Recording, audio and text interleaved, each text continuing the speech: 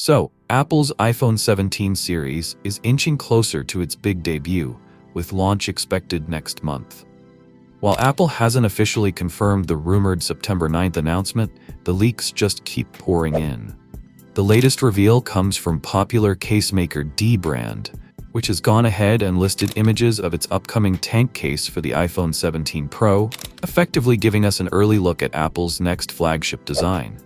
The iPhone 17 Pro and 17 Pro Max are both getting a refreshed rear camera setup, something we've already seen hinted at in several leaked renders.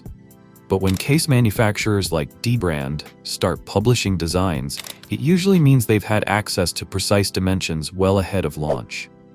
That makes this leak a little more trustworthy compared to the typical concept renders floating online. The case itself is bulky and doesn't showcase every fine detail of Apple's design, since casemakers aren't given full stylistic breakdowns. However, what it does confirm is the raised camera island at the top, something that lines up perfectly with earlier leaks. Other visible cutouts include the new camera control button, the action button, the power button, and the usual volume keys. So, while DBrand's tank case doesn't tell the whole story, it provides enough evidence to back up the new design direction. Meanwhile, another leak making headlines this week comes from the Korean platform Naver.